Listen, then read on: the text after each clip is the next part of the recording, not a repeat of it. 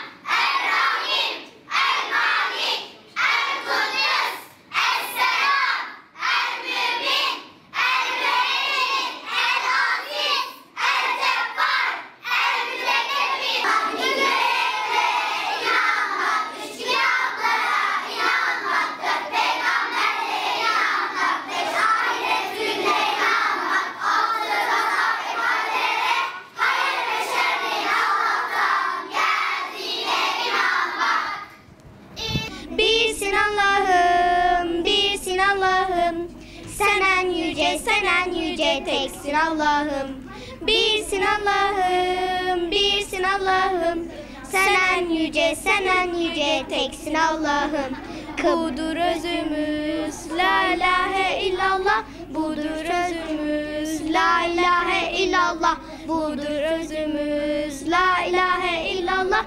Budur sözümüz, la ilahe illallah. Bir gül aldım, kokladım Muhammed diye. Bir gül aldım elime, kokladım Muhammed diye. Buraya gelen çok eğleniyor. Burası çok güzel bir yer. Herkes buraya gelmesini istiyorum ben. Yani burada hem Kur'an okuyoruz, hem eğleniyoruz, hem ilahi söylüyoruz, hem dualar öğretiyorlar. O kadar eğleniyoruz yani. Yani Kur'an'a geçtiğimde bir değişik oluyoruz.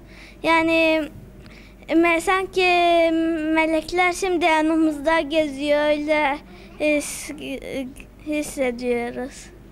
Kur'an'da geçen peygamberleri öğrendik. Allah'ın isimlerini öğrendik. Sübhaneke duasını öğrendik. Bunlar çok güzel bir duygu yani. Çok tavsiye ederiz tabii. Yani Elif Bağ'da da olsalar o da iyi yani. Biz buraya arkadaşlarımla Kur'an okumak için geliyoruz ya da Elif Ba. Şimdiye kadar Sübhaneke duasını öğrendik. Kur'an'ın öğrendik. Bir de namaz kılmayı öğrendik. Çok güzel bir duygu. Sanki içimde kelebekler uçuyormuş gibi. Kur'an ahlakı deyince aklıma hırsızlık yapmamak geliyor. Birine zorbalık yapmamak geliyor. Ya da mesela birine saçını çekmek, kavga etmemek geliyor. Buraya Kur'an okumak için geldik. Kur'an'ı okuduğumda sanki Allah'a karşı konuşuyorum. Yapmamız gereken Allah'ın, yani böyle Kur'an'a geldiğimizde böyle hocalara saygılı olmamız lazım. Arkadaşlarımızı itmememiz lazım. Bir de küfür etmememiz lazım.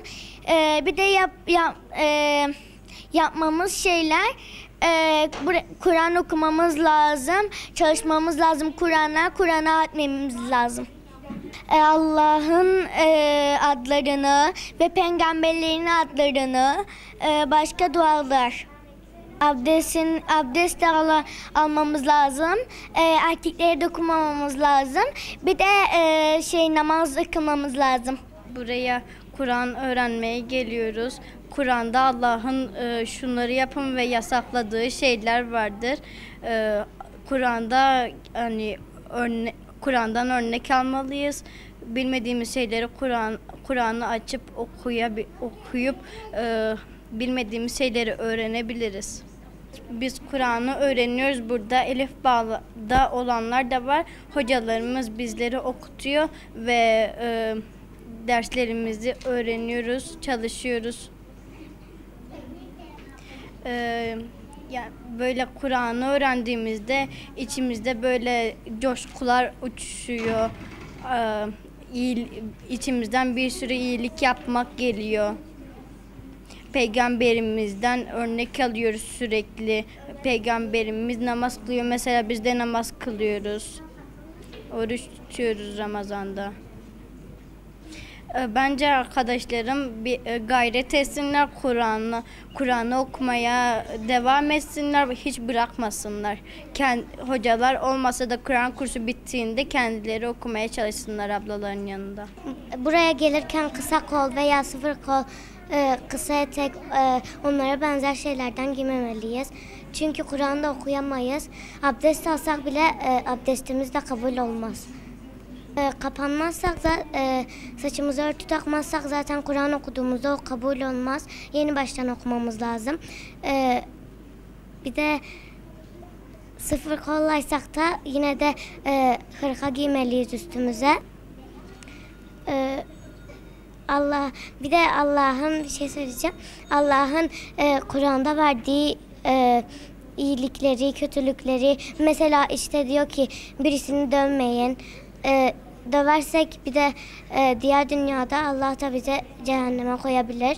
Bir de karıncaların üstüne basarsak diğer dünyada da karıncalar insan olabilir. Biz de karınca oluruz, onlar da bizi ezebilir.